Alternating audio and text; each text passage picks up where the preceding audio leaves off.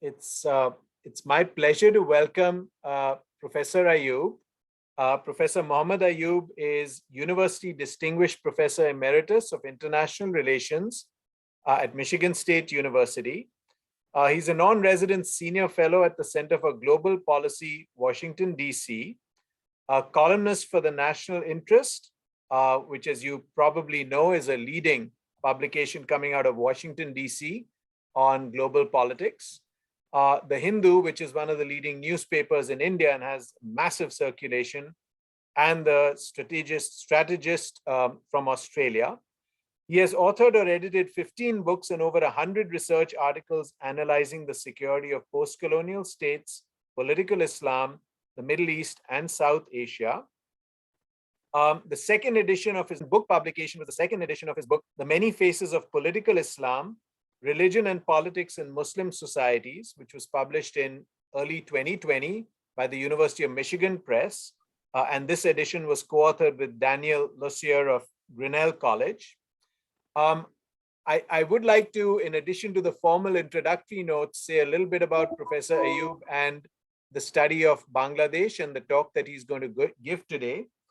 Professor Ayub, at the time that the events that he's going to talk about happened, was actually a professor at Jawaharlal Nehru University and was actively writing on this subject. So for those of you who are in the room, I hope you appreciate what a rare and unique opportunity it is to hear from a scholar who was actively engaged in the study of the event as it happened about 50 years ago now, and who has continued to talk and write on that subject off and on since it happened. And I did want to hold up, this is, for me, this is a very treasured possession. So I just want to show everybody one of the books that he wrote. This was published in 1972. This was actually it was an edited volume, but this was one of the, this came out in 1970, I believe it's 72. He also wrote so this was a chapter, an introductory chapter to a volume, a collected a set of pieces. But he also wrote a full-length volume with a co-author, Dr. Subramanian, called The Liberation War, which also came out about a year after the liberation of Bangladesh happened. So thank you so much, Professor Ayub.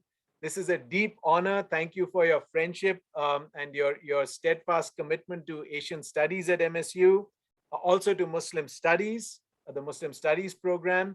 And the mic is yours. Thank you very much, Professor Siddharth Chandra.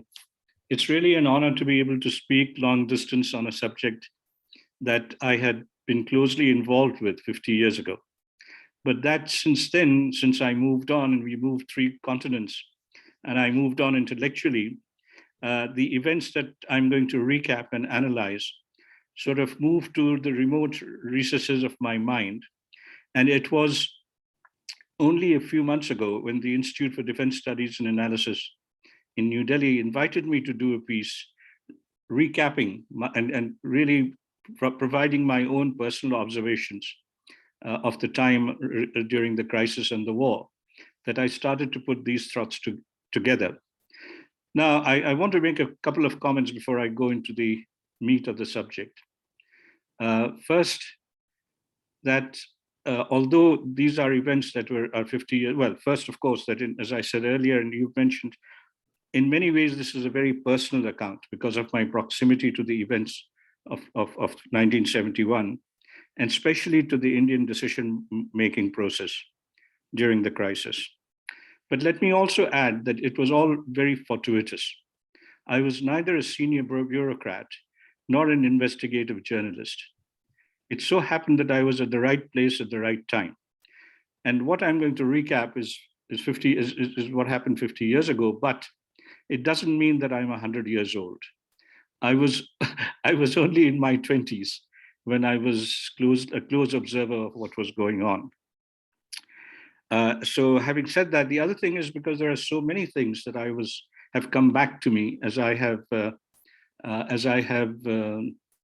thought about giving this lecture and writing this article for the Institute for Defense Analysis, that I thought I would stick to, at least try to stick to, a text, because otherwise there would be so many anecdotes that I could talk about that we would be here for the next 4 or 5 hours.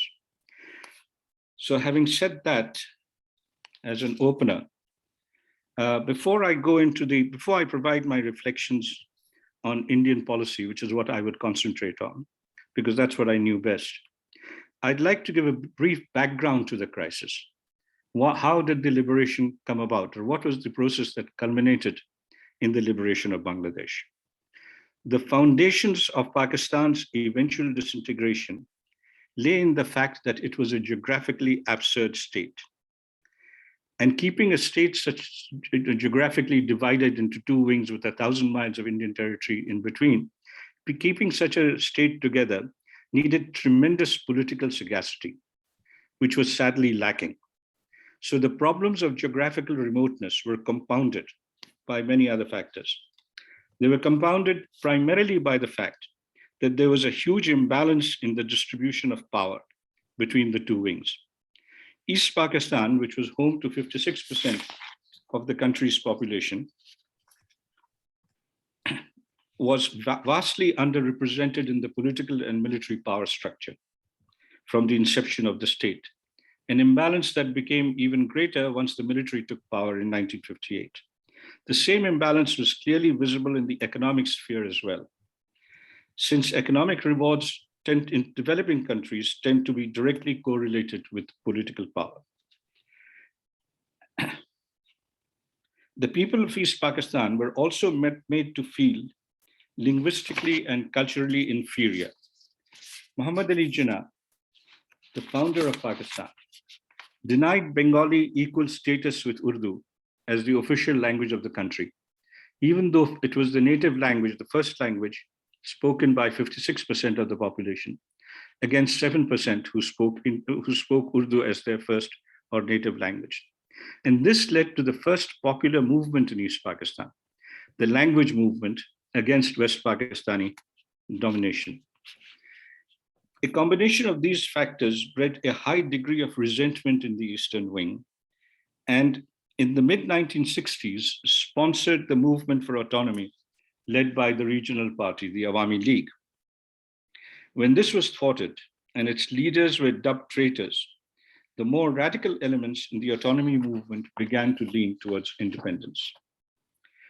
What brought matters to a head was the denial by the Yahya regime, which had come to power in 1960. General Yahya was the commander-in-chief of the Pakistan Army who overthrew General Ayoob Khan. As the Economist then said in an article, whose title I still remember, that this was Tweedle Khan, one Khan taking over from another.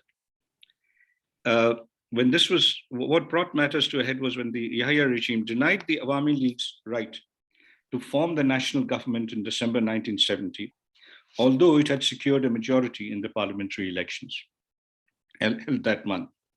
After weeks of massive protests and increasing radicalization of Bengali opinion that now demanded total independence, matters really came to a head. A direct confrontation between the two became inevitable, between the army, the military regime, and the Awami League, and the movement for Bangladesh, for the independence of Bangladesh, or activists involved in that movement, either for bringing the Awami League to power at the center or for secession from Pakistan. And this culminated in the violent crackdown by the military on the midnight of March 25th, 1971, on the Bangladeshi or East Bengali political activists and intellectual elites, as well as the Bengali citizenry, and this left hundreds dead. This led to open revolt on the part of a large segment of Bengali officers and men of the Pakistani military, particularly of the East Pakistan Rifles, led by Major Ziaur Rahman, who declared independence in the name of the Awami League Supremo, Sheikh Mujibur Rahman. A couple of days, now I want to and this brings me, I want to give an explanation as to why I've titled the article Opportunity of the Century. A couple of days after these events, a symposium was held in New Delhi to discuss the situation in East Pakistan and India's response to the unfolding events. K. Subramaniam, then director of the Institute for Defense Studies, and soon to become India's foremost strategic thinker, speaking from the floor, cut through the more academic arguments being made by the panelists, including myself, and put the issue in his characteristically blunt fashion. These events, he declared, had provided India with the opportunity of the century to improve its strategic environment by intervening decisively in the civil war that was bound to erupt in East Pakistan, and thus excising Pakistan's eastern wing from West Pakistan. And this is the remark that provides the title of this presentation and the organizing theme of my talk. Indeed, it formed a major premise of the book that Professor Siddharth Chandra mentioned, The Liberation War, published in 1972, that Subramaniam and I had co-authored about these events. I had the opportunity to observe the process of decision-making in New Delhi from relatively close quarters as the crisis unfolded. As I said, it was all rather fortuitous. I had just been appointed the very first professor of Pakistani studies at Jawaharlal Nehru University School of International Studies, the only position in the entire country solely devoted to the study of Pakistan. This had been preceded by a stint at the Institute for Defense Studies, where Subramaniam, soon after taking over as director, had appointed me to set up the Institute's Pakistan program and to work specifically on India-Pakistan relations and those aspects of Pakistan's domestic politics that could have strategic implications for India. I also wrote columns in two leading national dailies, the Times of India and the Hindustan Times, on Pakistan, and was a TV and radio commentator during that crucial period. And this, it so happened, brought me to the notice of some of the top decision makers in the Indian government and close advisors to the Prime Minister. Especially after my article, Recognize Bangladesh, was published in the Hindustan Times a couple of days after the March 25th crackdown. This was the first op-ed in the national press, arguing that the breakup of Pakistan was inevitable and unequivocally demanding immediate recognition of the provisional government set up by the Awami League leaders who had escaped capture and moved across the border to India. As a result, I was appointed to several committees formed by the government to render advice on the evolving crisis and to disseminate the Indian case among international audiences. This is what helped me to view the policy-making process and the decisions emanating from it from close quarters. And it strengthened my conclusion that the reasons that drove these decisions, although influenced by humanitarian considerations, were primarily strategic and geopolitical in nature.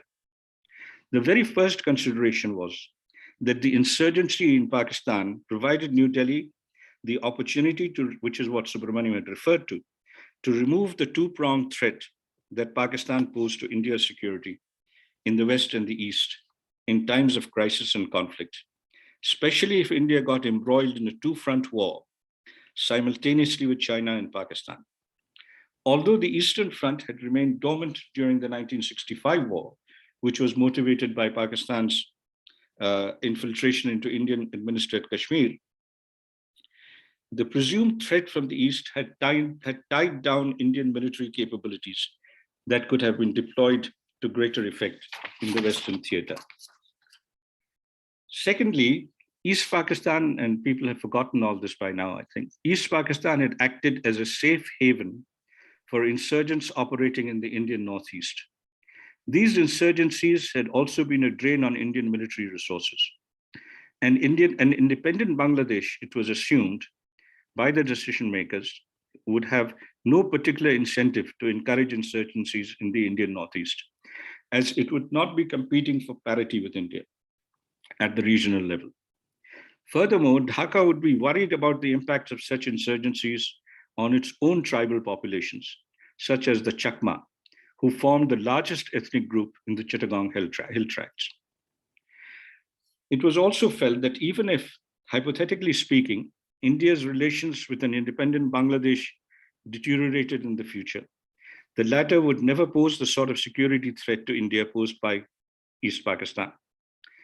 At worst, it might periodically turn out to be a thorn in India's flesh. But India was used to such a relationship with several of its smaller neighbors, Nepal and Sri Lanka in particular.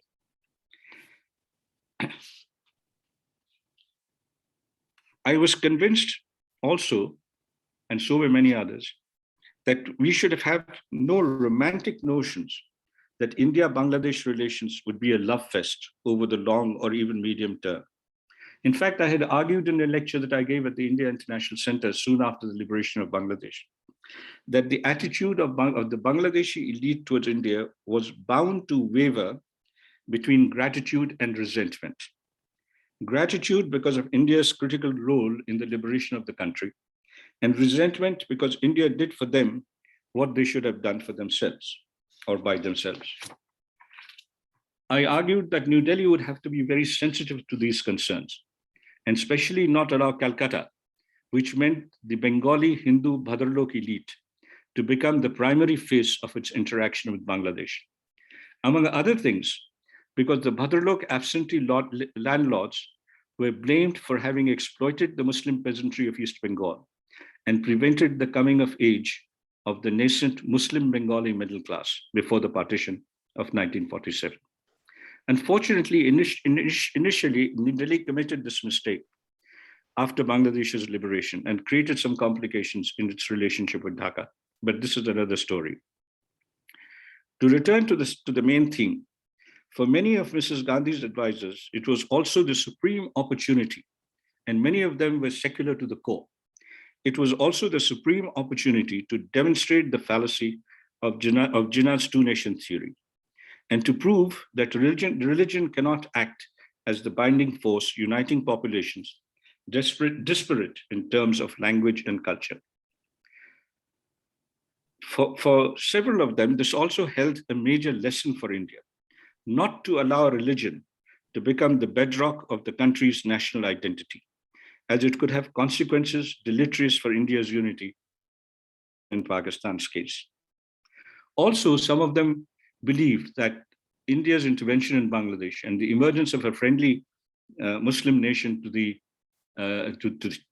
east of the country would have an impact on the majority Hindu psyche in India and fracture this image. And you should remember, this was just about a quarter century after the partition of the country, and fractured the monolithic image of the Muslim in the subcontinent. If there were bad Muslims in Pakistan, there were also good Muslims in Bangladesh, and of course, good Muslims in India. And this to them counted a lot in terms of advancing the secular agenda in the country. New Delhi realized very early on that no matter what material help, including training and arming the Mukti Bahini, the freedom fighters, India rendered to the Bangladesh freedom fighters, they would never be a match militarily for the Pakistan army. It also recognized that there was enough residual support for the idea of Pakistan in its eastern wing, especially among hardcore Bengali Islamists associated with the Jamaat-e-Islami, which would prevent a clear-cut separation of the two wings without Indian intervention. Given the military imbalance between the Pakistan Army and the Mukti Bahini, at most the latter could drag East Pakistan into a long drawn-out civil war that was likely to have negative implications for Indian security. And this is another factor which has been ignored in much of the analysis, but which I saw being worked out during the discussions leading to the Indian intervention. A prolonged civil war in East Pakistan could be expected to radicalize its population, it was argued. This could lead to the sidelining of the pro-India middle-class Awami League leadership and shift the leadership of the national movement to left-wing pro-China parties, such as the National Awami Party and the Communist Party. Both of them were relatively strong in East Pakistan amongst the opposition to the Pakistani regime.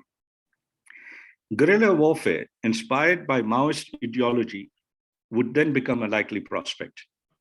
This was anathema to New Delhi, especially since the Naxalite movement, a Maoist insurgency, was raging in parts of eastern India bordering East Pakistan.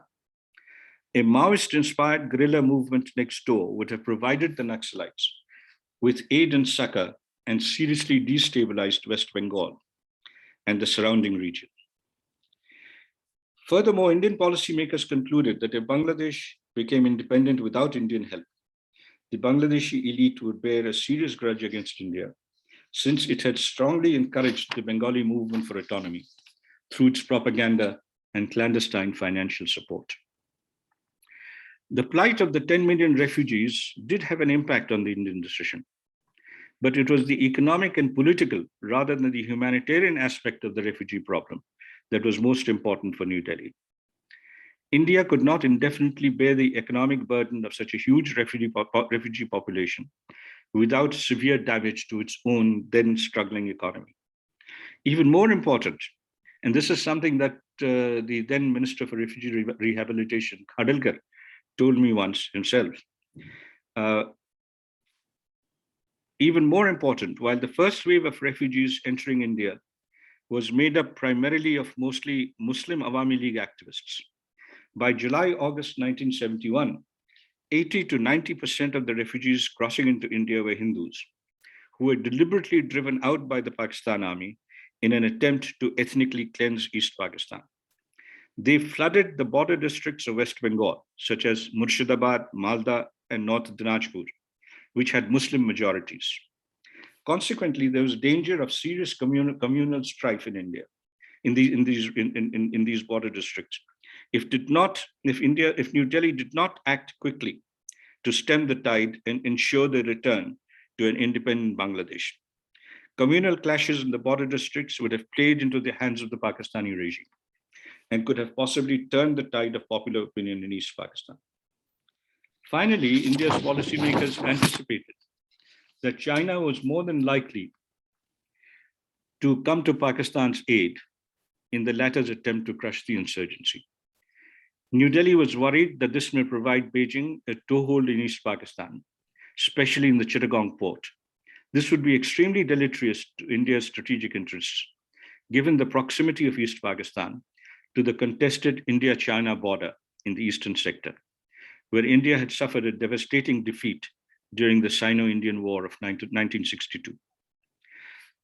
After much internal discussion and debate that I heard about secondhand mostly, that laid bare all the pros and cons of various scenarios, a combination of all these factors led Prime Minister Indira Gandhi and her close advisors to conclude, probably as early as April, and certainly no later than June, that the civil conflict in East Pakistan must be brought to an end expeditiously, and East Pakistan liberated from the Pakistani military yoke, and that this could not be done without Indian military intervention. The campaign of 1971 was brilliantly conceived and deftly executed. It achieved India's strategic objectives while still retaining a credible humanitarian justification for both domestic and internal consumption. But this required a lot of planning, both diplomatic and military. I am not competent to analyze the military strategy, but I'd like to make a few comments on the diplomatic and political strategy adopted by New Delhi. There were many facets of this strategy. The first was to get Indian public opinion on board and persuade it to accept not only the inevitability of intervention, but also its timing. It meant that opponents of intervention, who included some respectable public figures, had to be either persuaded to change their views or neutralized politically. A sophisticated propaganda blitz in the Indian media, highlighting the Pakistani military's atrocities in East Pakistan and the plight of the refugees pouring across the border, helped neutralize much of the opposition to an active, a euphemism for interventionist policy towards the crisis. It was more difficult to contain the criticism leveled against the government that it was dragging its feet and not acting speedily to free Bangladesh. The government had deliberately encouraged, even engineered some of this criticism to show the world that New Delhi was acting responsibly and with constraint in the face of mounting public pressure to intervene. But a large part of the pressure, emanating especially from opposition parties, with the Junsung, the precursor of the BJP, in the lead, was misconceived. It was based on ignorance of military realities, as well as of climatic and terrain conditions, and the time that the government needed to persuade international opinion of the justice of its cause. a hasty intervention undertaken without adequate preparation and in the midst of the rainy season would have bogged down the Indian army. The military campaign would have ended indecisively under international pressure, only adding to the mayhem and misery in East Pakistan and further radicalizing the Bengali insurgency that New Delhi dreaded. Buying time until weather conditions were ripe for intervention in the riverine east and for a holding operation in the plains of Punjab, and until the armed forces were fully prepared to act decisively was therefore imperative. I was told that the Chief of Army Staff, General Manekshaw, had told the Prime Minister quite early on that the last half of November and the first week of December was the ideal time for climatic and terrain reasons to fight the war. For some unknown reason, Yahya Khan obliged by opening the Western Front on the 3rd of December. Convincing international opinion was a more difficult endeavor. Non-intervention in the affairs of sovereign states, no matter how brutally they treat their citizens, had become a part of the Westphalian logic that state elites, especially in post-colonial societies, had internalized in part to ensure the survival and security of their often authoritarian regimes. And this explains in large measure the UN General Assembly resolution passed during the course of the war by a vote of 104 to 11, calling for a ceasefire. Of course, India ignored the call, as resolutions passed by the General Assembly are not mandatory in nature. As part of the diplomatic offensive, top Indian officials, including the Prime Minister, visited important capitals to make the case for a quick resolution of the Bangladesh crisis on the basis of the military ceding power to the Awami League, which had won the elections. New Delhi knew this would not be acceptable to the Yahya regime and to the Bhutto-led PPP that had emerged as the dominant party in West Pakistan. However, it wanted to go through the motion of advocating such a resolution in order to demonstrate Islamabad's obduracy and thus erode international support for Pakistan. As expected, despite some positive responses, these efforts did not succeed. But they were not meant to succeed in any case. They were just meant to prepare international opinion to accept India's inevitable intervention as just in light of the Pakistani atrocities and the military regime's unyielding attitude. In addition to the international community's antipathy towards intervention, great power attitudes formed a major barrier to the achievement of Indian objectives. With China supporting Pakistan and threatening to intervene in case India became directly involved in the civil war, and the Nixon administration openly expressing its intense disapproval of Indian support for the Bengali insurgency, Indian policymakers faced a tough challenge. Such a combination of forces threatened to derail India's effort to liberate Bangladesh, unless it was countered skillfully and with great dexterity. The Indian government needed to level the strategic playing field in the context of converging Chinese and American interests, especially after Islamabad played a crucial role in facilitating American National Security Advisor Henry Kissinger's trip to Beijing in July 1971, in the midst of the crisis. A trip that inaugurated the rapprochement between the United States and China and acted as a prelude to Nixon's trip to China. Kissinger took off for China during a visit to Pakistan for 2 or 3 days. He took off on this trip where he ostensibly went into seclusion in Islamabad for 3 days, pretending to have had a Pakistan belly. Checkmating the pro-Pakistan China-US axis was achieved by the signing of the Indo-Soviet Defense Treaty in August 1971. Such a treaty had been under discussion for some time, but New Delhi had been lukewarm about it because of the apprehension that it would detract from its traditional policy of non-alignment and erode the strategic autonomy that it cherished very highly. The clear emergence of the US-China axis and their declared opposition to any form of Indian intervention finally convinced the skeptics among Indira Gandhi's top advisors about the utility of a pact with the Soviet Union. However, while signing the pact, it was made clear to Moscow that the treaty would not be worth the paper it was written on if the Soviet Union refused to stand up and be counted when the inevitable war erupted between India and Pakistan over Bangladesh. The Indo-Soviet Treaty stood India in good stead on two important counts. First, it acted as a warning to both Beijing and Washington not to intervene in the impending conflict on Pakistan's behalf, lest it trigger a Soviet counter-intervention. Second, it persuaded the Soviet Union to use its veto power in the UN Security Council to block any resolution calling for a ceasefire until the Indian objective of capturing Dhaka and liberating Bangladesh was fully achieved. Although I cannot vouch for it, but I was told that Moscow had informed New Delhi that it was willing to use its veto power to hold up Security Council resolutions unacceptable to India for 2 weeks, and that India should finish the job within that period. It took 13 days for the Indian army to force the Pakistani command in East Pakistan to surrender. One very important point that I want to make here, because there was a lot of misconception about it. As far as I know, no one in the top echelons of the government had advocated or even given serious thought to the dismemberment of West Pakistan, as was alleged in certain quarters, especially in the United States.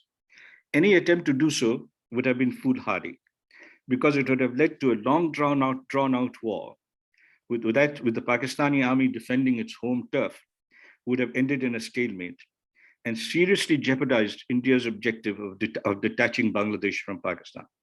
The idea on the Western Front was to just do a holding operation. And India's military objectives were clearly limited solely to the East. Now that's as far as the actual crisis and war are concerned. And as we know, on December 16th, 1971, Dhaka fell and General Niazi signed the instrument of surrender before General Jagjit Singh Arora, the commander, the chief of staff of the Eastern Front. But I want to go a little beyond that, because this analysis will remain incomplete without a discussion of the Shimla Agreement, signed in July 1972, between India and Pakistan, that was meant to put the stamp of legitimacy on the post-Bangladesh arrangement and the new balance of power in the region. Unfortunately, despite the high hopes pinned in India on it, the Shimla Agreement did not live up to its initial promise. India had three major objectives at Shimla. First, it desired a lasting solution to the Kashmir issue, based on converting the ceasefire line, which was the UN-imposed ceasefire line in 1949, based on converting the ceasefire line into the permanent international boundary between India and Pakistan. Failing that, the fallback position was to persuade Pakistan to agree not to involve third parties in discussions about the future of Kashmir. India's second objective, and it was more a hope or it was an expectation rather than objective, was that the agreement would be a prelude to a new phase in relations with Pakistan, based upon Pakistan's acceptance of the new balance of power in South Asia that was clearly demonstrated by the outcome of the war. Third, New Delhi hoped that it would achieve both these objectives without pushing Pakistan to the wall and bringing to power a revanchist anti-India military-dominated regime. New Delhi did not wish to repeat the experience of Versailles, which eventually led to the rise of Hitler in Germany. The first objective regarding Kashmir was achieved to a certain extent. The Pakistan, of course, did not agree to change it into the ceasefire line into the international boundary, but it was achieved to a certain extent by enshrining the principle that the Kashmir issue be resolved only through bilateral negotiations, without the involvement of third parties or multilateral organizations. And that the UN-imposed ceasefire line was now changed. The nomenclature was changed to line of control, to delink it from UN resolutions. Despite Pakistan's repeated efforts post-Shimla to raise the Kashmir issue in multilateral forums and involve third parties, such as the United States, in finding a solution to the dispute. Most external powers have refrained from interfering in the Kashmir issue and cited the Shimla Agreement as the reason for doing so. As far as the second objective is concerned, the awaited new beginning in India-Pakistan relations never materialized. The vivisection of Pakistan with the help of Indian arms, instead of convincing the Pakistani military and political elites to accept Indian primacy in the region, had the exact opposite effect. It has left a very deep scar on the Pakistani psyche that until this day overrides most other considerations, including economic benefits likely to accrue from a cooperative relationship between the two neighbors. Over the years, Pakistani academics and diplomats have repeatedly told me that Islamabad's policy of supporting separatists in Kashmir and infiltrating terrorists into the valley is motivated by the desire to pay India back in its own coin by doing a Bangladesh on India. Of course, there are major differences between Kashmir and Bangladesh, particularly the balance of power, military power between the two parties. But I don't want to go into that now.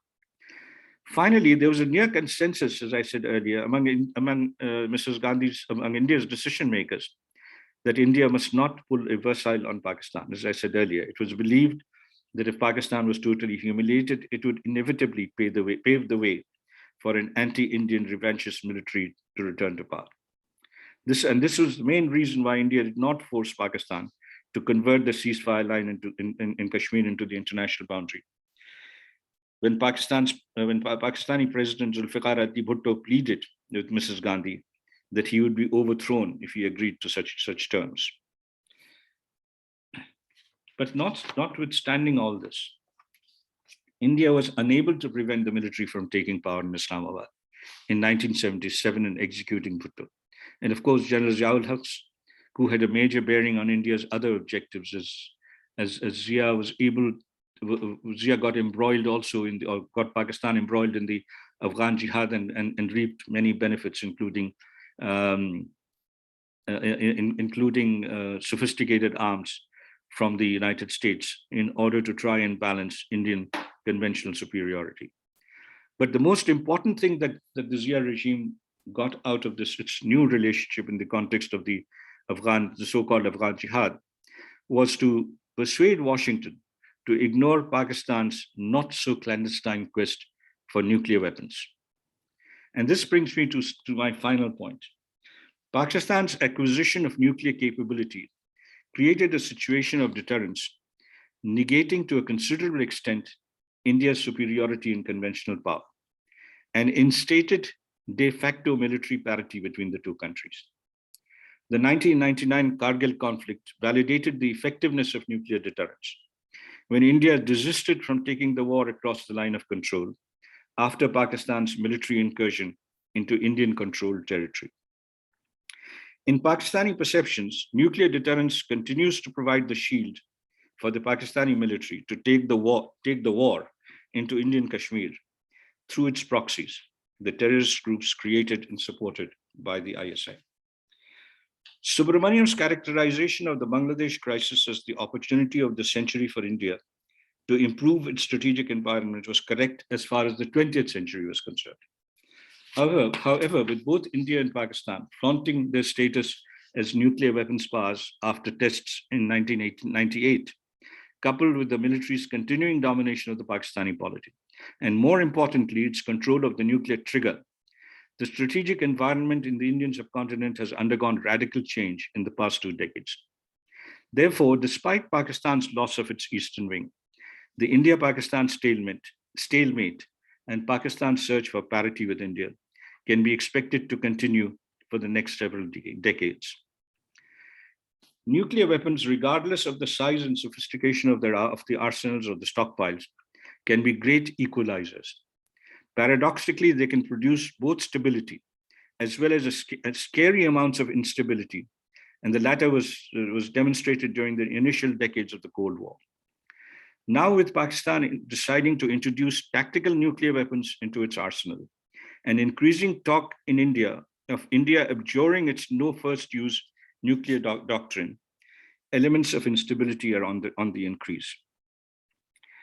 It is imperative, therefore, that the channels of communication between New Delhi and Islamabad remain open, and data regarding the deployment and storage of nuclear weapons and delivery systems be exchanged honestly and transparently to minimize the risk of misjudgments from taking place. The Cold War SALT and START treaties could act as models for such an arrangement. However, there is a major problem in this regard. And the problem is that because the problem of nuclear weapons between India and Pakistan is not limited to India and Pakistan. The problem is far more complex, as Indian nuclear weapons are designed not so much to meet the threat from Pakistan, but to deter China. Any nuclear arrangement covering the subcontinent will therefore have to include China and not be confined only to India and Pakistan. This is a much more difficult or daunting task than the simple bilateral arrangement between the United States and the Soviet Union during the Cold War. I think I'll stop there because I can go on and on if I don't. I hope that would lead people thinking about this subject. Thank you so much, Professor Ayub, also for your unique insights as a scholar who was actually engaged in the study of these issues as they were unfolding. Before we go to the Q&A, I would like to recognize the Muslim Studies program led by Professor Mohammed Khalil for very kindly co-sponsoring this talk, and also the India Council Endowment, which has provided the funding through the Global Virtual Speaker Program in collaboration with the Muslim Studies program, which is a co-sponsor. If anybody has questions, please put them in the Q&A box or even the chat box. I'm going to open up the Q&A box. So we have a question from Mr. Mujibur Sheikh. Professor Ayub, I would appreciate it if you could shed some light on the role of the Junsung Rss, given that in recent visits, Indian Prime Minister Narendra Modi was painting a portrait that Vajpayee and the Hindu right played a decisive role, presumably dictating to the Indira Gandhi government to make the intervention. I'm curious to know this aspect of India's domestic politics of the time. I don't think the Junsung or the RSS had much or even any impact on the decision-making process. Mm-hmm. In fact, some people may remember that after the liberation of Bangladesh in the Lok Sabha, Vajpayee clearly stated or compared Indira Gandhi to Durga. So the entire credit for what I had said, this very deftly executed operation, should go to the government. The Junsung and the other opposition parties, in fact, were creating problems by demanding that India intervene much more quickly when the situation was not ripe for such intervention. So, thank you, Professor Ayub. We have a question from Shobha Ramanand in the chat box. I think you've at least partially alluded to some of these phenomena. Could you also talk about the racist views of West Pakistan, the genocide and the mass rape by the Pakistani army, and the refugee crisis? I think you have mentioned some of this in terms of the views of sort of superiority and inferiority, mm-hmm. and also the refugee crisis. But perhaps the genocide and the mass rape and the issue of the Birongona, I think, may be something that Shobha is referring to. Yeah, I didn't want to go into all that because it would have taken us far too afield. As I said, the Indian policymakers obviously were, and the Indian public opinion was very aware of what was going on in Bangladesh, very condemnable acts. And these were factored in, but they were not the primary motivators. They were not the primary reason for the intervention, which I still argue would be more strategic and geopolitical in character. Of course, the refugee problem, as I said, was a very, very major problem, a huge problem that the Indian economy faced. And politically also, as I said, it could have created lots of problems in West Bengal. But other than that, I mean, I don't want to, obviously, but just one thing about the West Pakistani feeling of superiority. I would suggest that, and this is a book that came out in 1967. Field Marshal Ayoob Khan, the President Ayoob Khan's autobiography, of course, ghostwritten, called Friends Not Masters. And the way that book mentions mentions East Pakistanis and Bengalis as being crypto Hindus, puny in stature, and so on and so forth. And this coming from a sitting president of Pakistan itself demonstrates the racist approach to the Bengalis. They were called crypto Hindus and not sufficiently Islamic because of the syncretic nature of some of their practices. But it wasn't realized that Sindh and Punjab, in that sense, is as crypto Hindu because of the same syncretic or even more intense syncretic practices that were found in Sindh and Punjab. So there was that racist angle. The Bengalis were never considered to be equal. The language issue brought that to the fore. And it was strange that Jinnah, who didn't know a word of Urdu, thought that Urdu should be the only language, the only official language of Pakistan. Thank you for your response, Professor Ayub. We'll go on to a question from Professor P.S. Jayaramu. Is it realistic to expect China being brought into the nuclear talks? I don't think so. I don't think the Chinese will agree to come into a tripartite nuclear talks with India and Pakistan, because they don't want to, from their own perception, lower themselves to the level of India and Pakistan. They might be willing to talk to India about it, but I don't think there's been any attempt on either side to talk about the nuclear weapons issue between China and Pakistan. There's been much more discussion of the India-Pakistan issue. So that's why I said makes the issue much more complex. Thank you for that. A question from Professor Gordon Stewart. He starts by saying, opportunity of the century, ?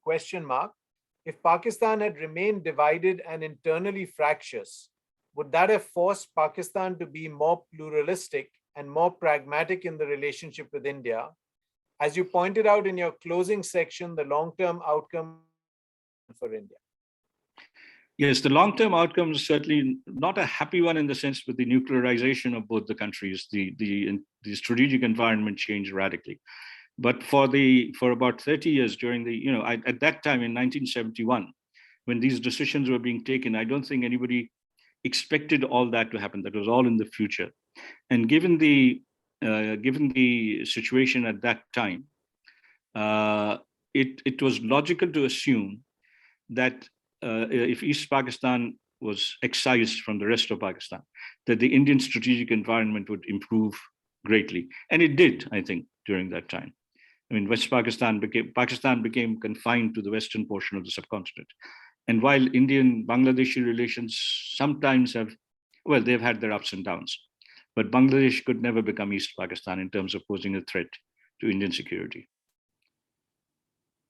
Thank you, Professor Ayub. A comment from Professor Jayaramu in response to your response.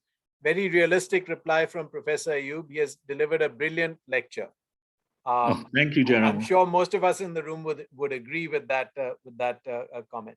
Do we have any other questions from the audience?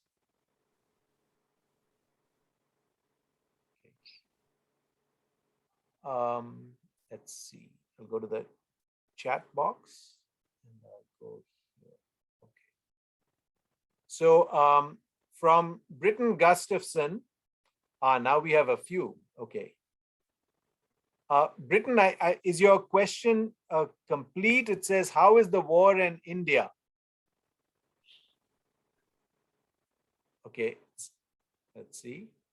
Sorry, accidentally hit enter. Why don't you type the full question in, and let's go to Kate Tanha's question. What is your ideal vision for relations within the subcontinent? Well, I'm too much of a realist to have ideal visions. You have to recognize that it's all sorts of complex dynamics are in operation. And the India-Pakistan relationship, I think, unfortunately, is going to continue, is going to continue, if not a downward slide, but continue in terms of, the tensions are going to probably remain for a long time to come. And there are many reasons for that I don't really want to go into because that will take us too far afield. But one of the main things that I've been talking about earlier that I talked about is that Pakistan is unable to define its national identity except in relation to India, except vis-a-vis India. And since it's because it was carved out of India, and therefore, if it cannot be pro-India, it has to be anti-India, because it has to define its national identity in opposition to the larger entity in the subcontinent. But also the climate of what shall I say? The climate of on both sides of the India-Pakistan border, the political climate is such that one can't really be very optimistic about relations improving. And Kashmir continues to be a flashpoint.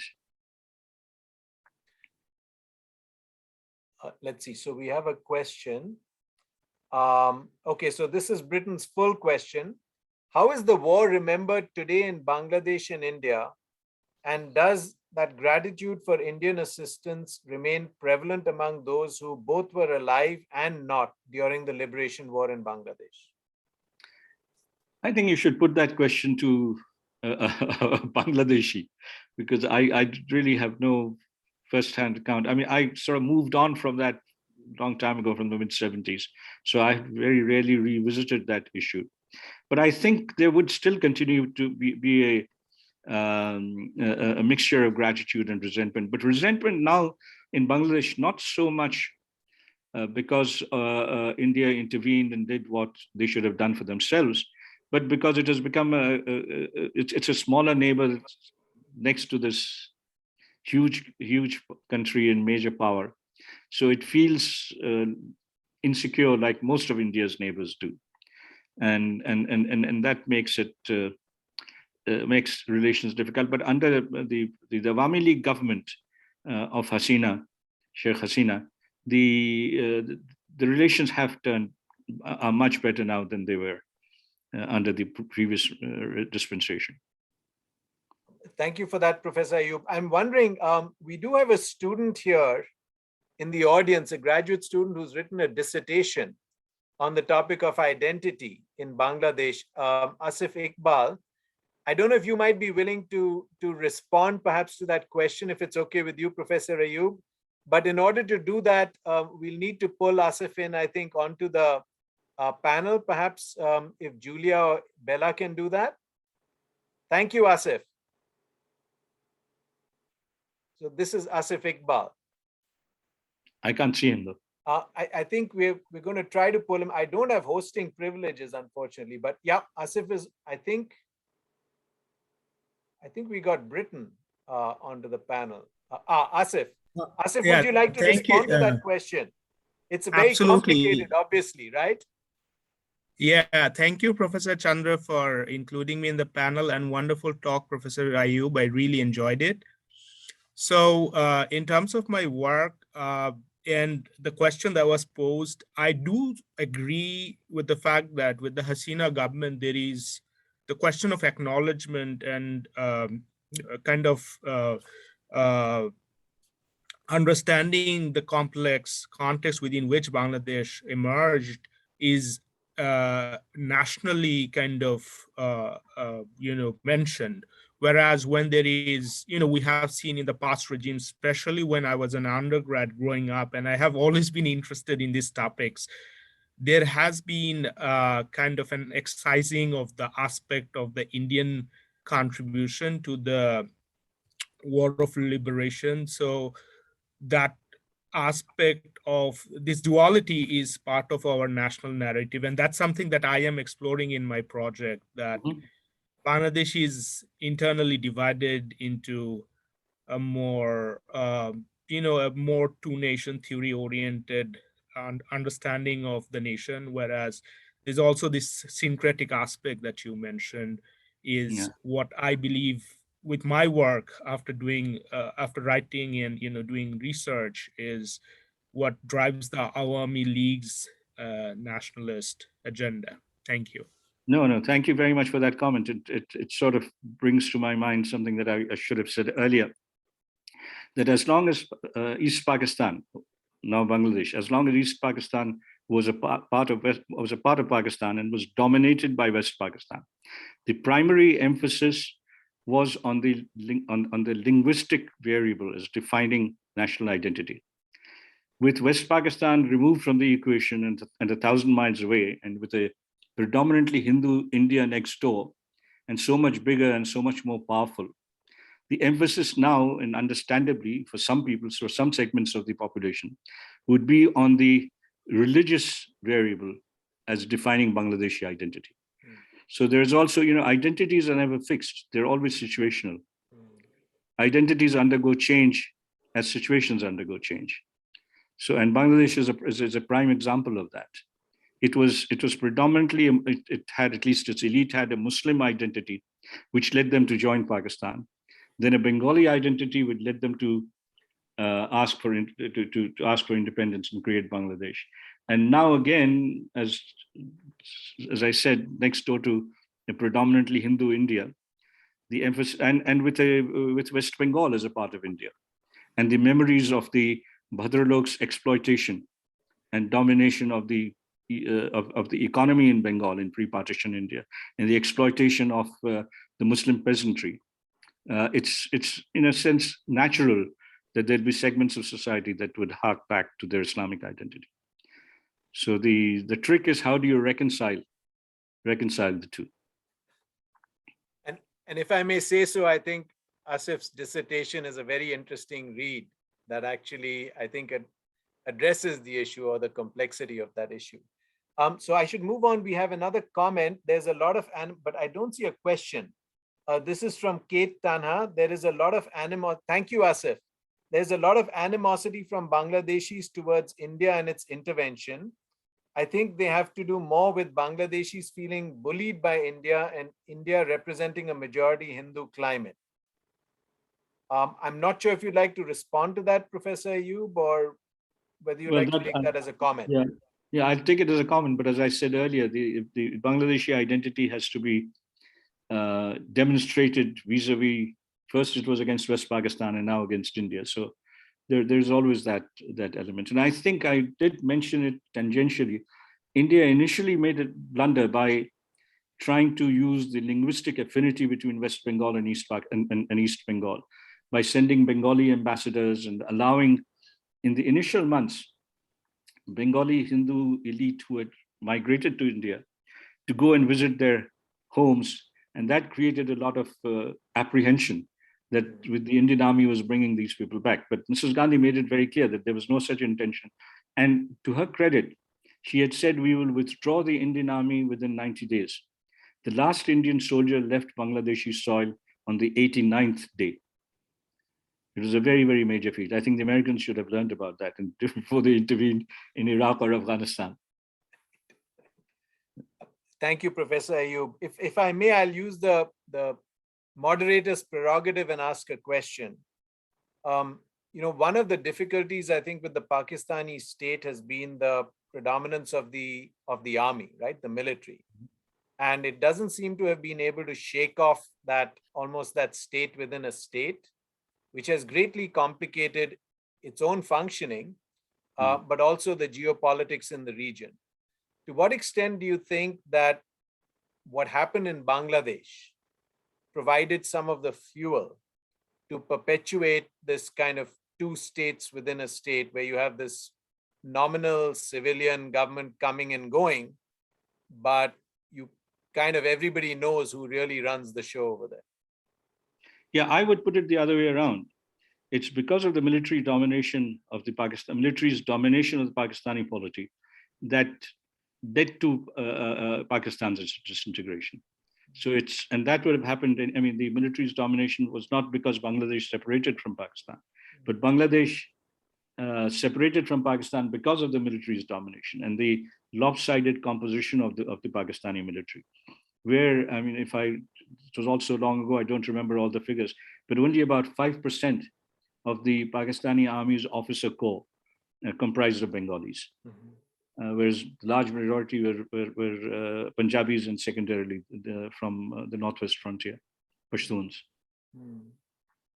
So there was always that imbalance. And then of course the Pakistani army needs, what should I say, bad relations with India in order to demonstrate its importance within the Pakistani polity. It's a vicious circle. Yes, yes. I mean, one can speculate about whether Bhutto, whose party won the largest number of seats in West Pakistan, absent the military, what would somebody like Bhutto have done? I mean, it's a counterfactual kind of thing. What would have happened to Pakistan in the absence of a strong military after that election, right?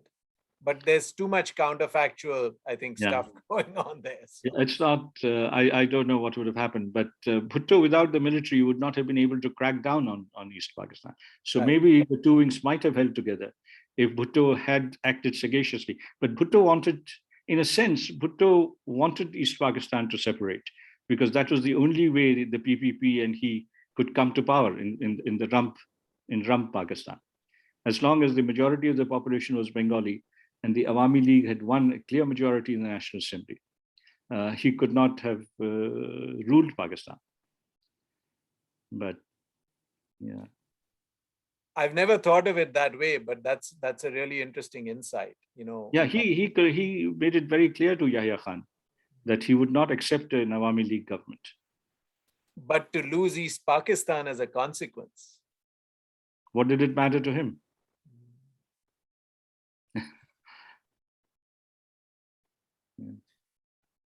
Any other questions? We're a little past 11, so we have a little bit more time. And I'm very happy to ask more questions because I've read your work and been really interested in this topic. But let me put the question out to the audience. Any more questions from anybody? You can post in the chat box or in the Q&A box. So let me follow up with a question then. To what extent is Pakistan's policy of strategic depth vis-a-vis a country like Afghanistan? And I don't know if I need to say a little bit more about it. I don't know how much the audience knows. But to what extent is that conditioned by its experience with Bangladesh? The idea of strategic to keep India's hands off, any sphere of influence that Pakistan might want in the region. Yeah, on Afghanistan, that is certainly a consideration as far as the Pakistani military is concerned, because it expects that sometime or the other, there may be another military showdown with India. But even more important, equally important, and this explains Pakistan's or the military's support to the Taliban, is the internal equation within the ethnic communities in Pakistan. The Pashtuns had not been, Pashtunistan was a major thorn in Pakistan's flesh in a way from the time of the creation of the state, because Afghanistan had a claim. It did not accept the Durand line, and from the very beginning, people wouldn't remember this, that in 1947, when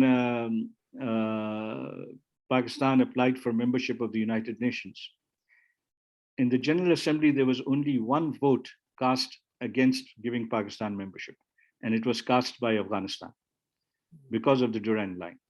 And so this Pashtun irredentism, if you want to call it that, has always been present. Until the Afghan Jihad, and at that time, the Zia government was able to turn that around by supporting the Pashtun, primarily Pashtun Mujahideen, as they call them, against the Soviet-backed regime, and make itself in a way the protector of the Pashtuns, not merely in Pakistan, but also in Afghanistan. And the Taliban came in very handy because a Pashtun-dominated government in Afghanistan that is friendly with Pakistan and dependent on Pakistan in a way, would ensure that although its rhetoric may not change very much, that there'll be no trouble stirred up within the what's now the Pakhtunkhwa province. Thank you. That's a really interesting point. And we have a really interesting question from Mujibur Sheikh in the chat box. At this point, it looks like Hasina, let me go back up. I think a new question just popped in. At this point, it looks like the Hasina government is pro-India, but there's also a growing relationship with China. what are your thoughts of the possibility of Bangladesh becoming pro-China? So this is the geopolitical tug of war in the region. Yeah, it's part of that, but I don't think, I mean, the futures of the fortunes of India and Bangladesh are so closely intertwined that while Dhaka may try to use China to counterbalance Indian influence, over influence, if you want to call it that. But I don't think it would really be able to cut its ties with India and accord China the leeway that it could utilize against India. So there will be an attempt to balance the two. But in the final analysis, I think India is more important to Bangladesh than China is. It's not even like Nepal, where China has a common border with Nepal, whereas China doesn't have a common border with Bangladesh. It's interesting to see these dynamics play out in a number of the countries in the region. We see it in Nepal, we see it in Sri Lanka, we see it in even in the Maldives, right, out in the Indian Ocean. We have another question, actually a request from Jay Ramu. If time permits, Professor Ayub, could you please say a few words about the role of TN Call and PN Haksar in the decision making before and after the war? Well, PN Haksar was the Prime Minister's principal secretary and her closest advisor. TN Call was the foreign secretary. And there was a third Kashmiri Pandit, DP Dhar, who was the director of foreign policy planning. It was this trio that were, I think, were the closest to Mrs. Gandhi and had a major impact on her thinking. It was Haksar who sold the idea of no Versailles to her, although there was some opposition to this from elements within the Indian Ministry of External Affairs. So all the three had major influence, but I think Haksar really stood out. And I knew all the three.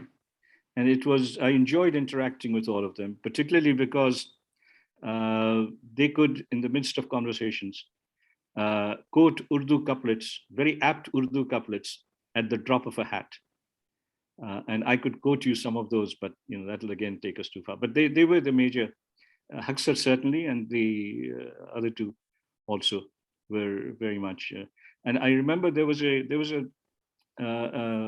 cartoonist, a leading cartoonist, also a Kashmiri Pandit, Sudhir Dhar, in the Hindustan Times. Sheikh Abdullah made a statement in the early or mid 1970s, Kashmir is not represented at the center. And Sudhir Dhar drew a cartoon which showed Mrs. Gandhi standing flanked by PN Haksar, DP Dhar, and TN Kaul, and her secretary to the Prime Minister was PN Dhar, with the four of them surrounding Mrs. Gandhi with the title, Kashmir is not represented at the center. But these were fantastic people, and they were, as I said, secular to the core.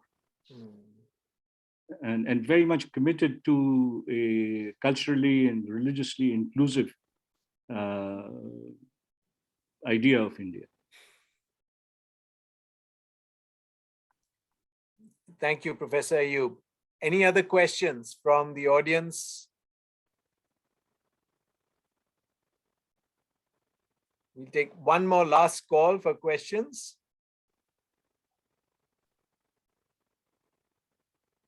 From Gordon Stewart, fantastic people just like you, Professor Ayub.